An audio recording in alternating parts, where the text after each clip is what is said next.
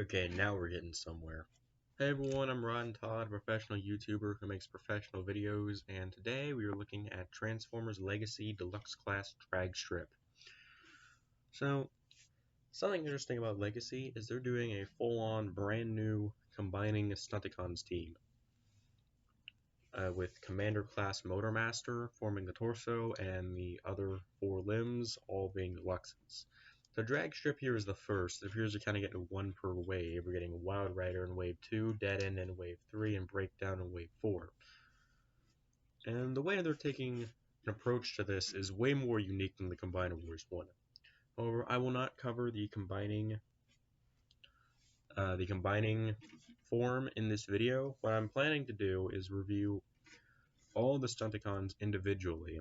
However, when I review Commander Class Motormaster, I will not cover the combined mode. Instead, I will wait until I have all 5 Stunticons and then do Menasor as a separate review, if that makes sense.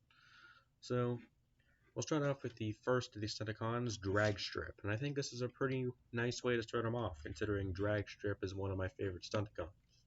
He's kind of in a permanent stalemate with Dead End for which one I like more.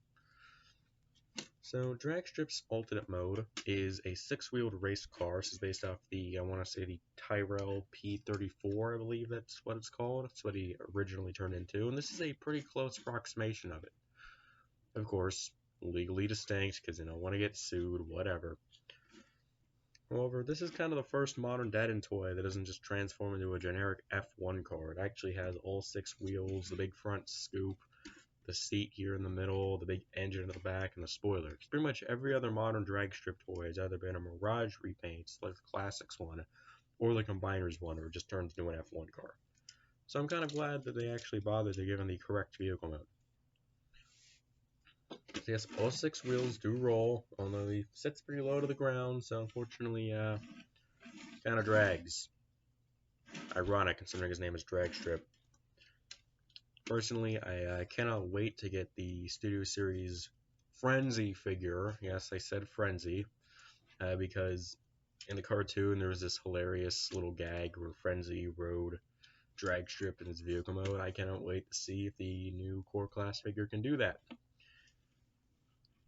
Hopefully it can, and we don't just end up with another Kingdom Primal situation where he can't ride Rhinox. Whatever. That's a nice red stripes along the side, which I don't know why, but it kind of makes me think McDonald's. The red stripes continue along the front scoop and on the spoiler, where it also has kind of some like darker, I want to say kind of like tan almost. I don't know what, or maybe it's like a really dark yellow, I can't really tell. Which also kind of carries over here to the kind of seat. It also has the big Decepticon symbol front and center, which is nice. It actually does have the sculpted seat right there in this big cube thing, which it is kind of a clever way of putting that in there once we get to the transformation. The robot mode has a fake engine chest, which it does a good enough job of covering up, but you can kind of see it right there. Yeah, it's not the best. He has some holes there if you want to put his weapons in there, which is nice. I've never really been a big fan of putting the guns on the Transformers cars unless it actually integrates in a cool way, like giving the Seeker mold jet, guns in the jet mode. So just sticking the gun on top of a car, I've never really been a big fan of. I mean, whatever. It's there if you want to do that. And take a look at the bottom. That is solid. There's just nothing showing there. That is really clean. I really like how they were able to pull that off. So overall, I think it's a pretty great car mode. Not for the fact that it kind of doesn't roll that well. I think it's really great. It looks very, very close to the cartoon, as everything you want out of a drag strip toy. And overall, it's really clean. There's not a lot of robot mode bits showing, except for this part right here, which really bugs me, but, whatever. Still a pretty good vehicle mode, all things considered. Probably one of the best ones out of Legacy Wave 1, if I'm being honest. So now, let's get this guy into his robot mode. So you're going to want to start by taking the spoiler and folding that down. That'll form the feet. And then lift these flaps up and pull the whole legs out. You can put those back now, pull those apart, and there's your legs done. Then you're going to want to lift this whole piece up. The head flips out. This part rotates around. Then the whole front of the car separates and pulls down. The chest here is on a little double hinge. You kind of want to push it down, and then once the arms are in place, you just going to want to snap it there. Then you're going to want to take the front scoop and rotate that back. It forms these shoulders. This extra wheel here flips up, and this panel rotates around. And same thing on the other arm. Rotate the waist around, and you're good to go. It's a pretty simplistic transformation, which I do really like. Wait, no, wait, this is the outside of the arm. It looks like I flip the arms around because there's not very much paint on the robot mode itself. So this is definitely trying to be as close to the cartoon model as possible. The one change they made was sticking the front scoop up on the shoulders, which we didn't have in the cartoon. However, I gotta admit, I do think it kind of gives him more of a distinct silhouette. Definitely gives him more vehicle mode parts in his robot mode. And I think it's integrated quite well. I do kind of like how the red stripe continues down his arm, goes onto his leg. You can see how it kind of continues there. I know, just a detail I just noticed. So let's talk articulation. So drag strip has a swivel at the head. Or is it a ball joint? It might be a ball joint, kind of moving up and down slightly, but not very much. But you can at least swivel left and right. Universal joint at the arm, so you can move his arm out. Oh, that didn't snap into place properly. Okay.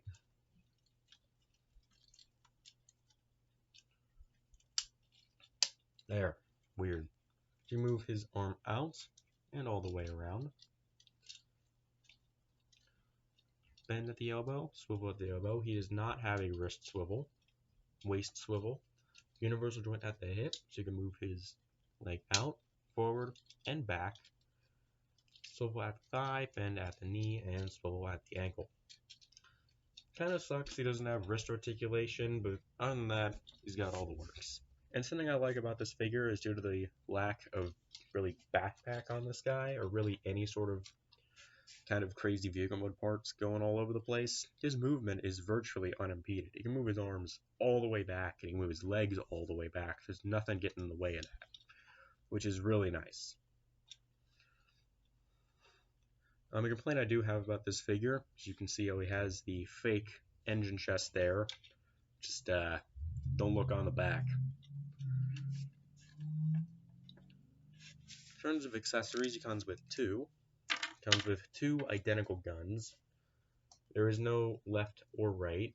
They have these little tabs here on the side. However, it's not a left or right situation. So if you lose these, or like 5 years from now you buy one incomplete off eBay, you don't have to track down two separate guns and hope that the guy is selling either left or right.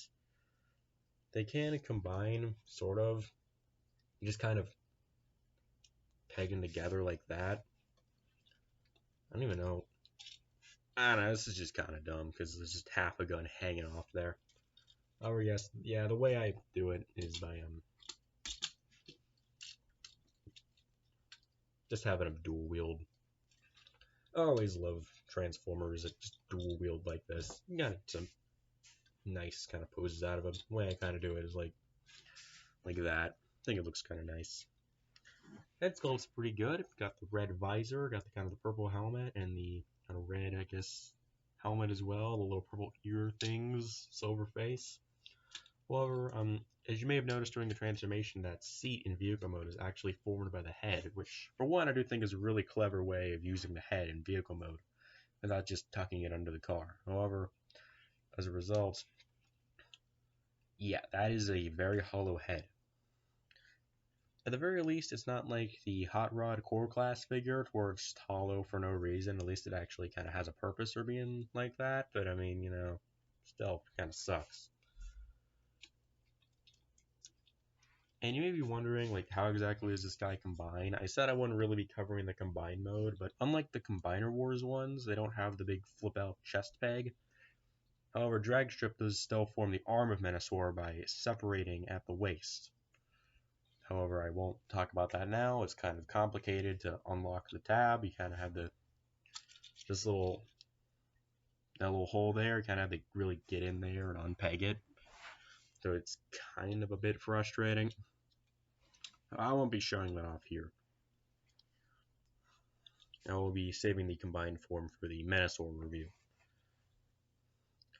However, final verdict, I do really like this guy. Something I like about the new Stunticons, or at least Dragstrip, which is the only one I have, is that due to the fact that they aren't like the Combiner Wars toys that they have to design it around the central combiner peg, it means that these figures get way more of a chance to actually be individual figures.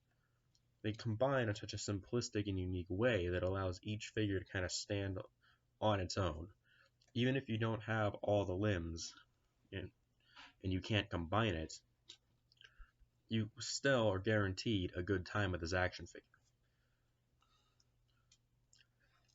On top of that, it doesn't have a big giant hand-foot shield thing like with the Combiner Wars toys, because the hands and feet all come with Motor Master, which is nice. He also doesn't come with the annoying clear energy weapons that the Legacy guides have, which, as I said in the Skids review, I think they all look really cool, just that I'm not really a personal fan. So the fact that he just comes with the 2 guns, nice. It means it's one accessory I don't have to just throw in a plastic bag and be done with. So overall, I think Dragstrip is one of the best figures in Legacy Wave 1. He's at least better than Skids, in my opinion. So I'd say even if you don't intend on completing the whole Stunticon set, I'd say this guy is definitely worth your time. He's a really good figure, so I'd say go ahead and pick him up. With or without the Menasor set, yeah, this guy rocks. Now let's just hope he can get a Generation 2 repaint in the future. With all that being said, this has been Rod and Todd signing off.